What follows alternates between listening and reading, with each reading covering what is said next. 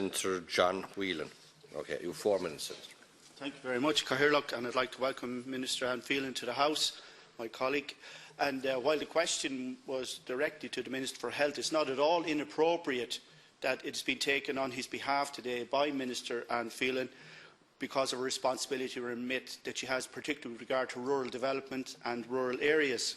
Because, Minister, while it's not directly under the aegis of your department, one of the latest and newest challenges facing rural Ireland is for rural communities, towns and villages to retain their GP services.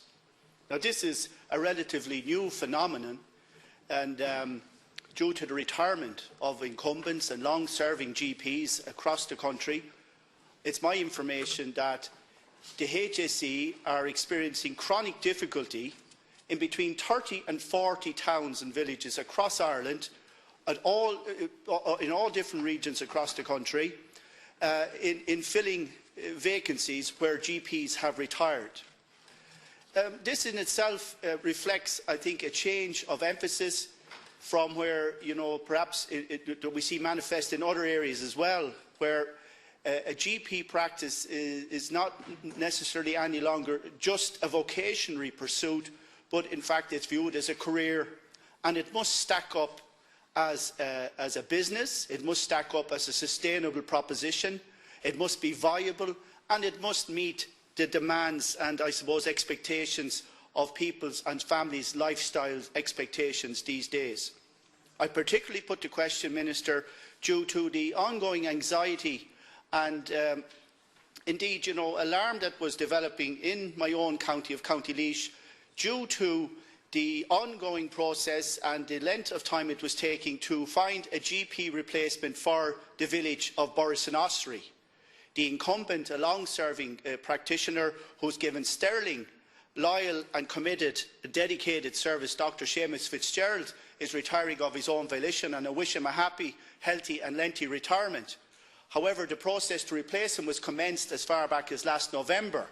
And while I understand and I'm heartened that there were a number of expressions of interest, indeed perhaps maybe 4 qualified candidates interviewed for the post to take up and replace the incumbent, Dr. Fitzgerald, the vacancy looms large within a week's time, at the end of March, Minister, and I'm hoping that you have a positive reply from here today that the Borris-in-Ossory vacancy has been resolved and has been successfully addressed by the HSE.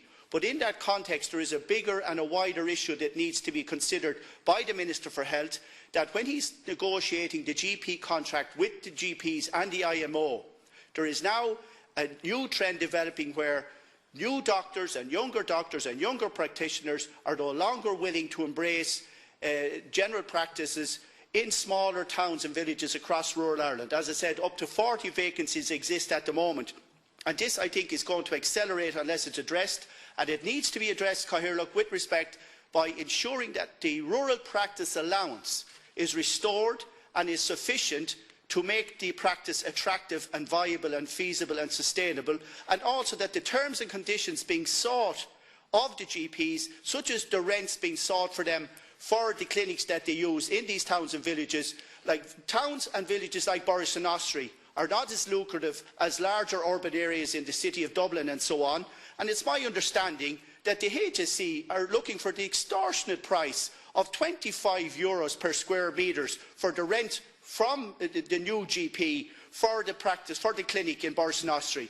And I think that's a punitive price to seek. It's not consistent with the current market value, and I think it puts a great strain on any doctor trying to come in and fulfil a dedicated and committed service in an area like Borris-in-Ossory and its extensive hinterland. Thank you, Minister. Right.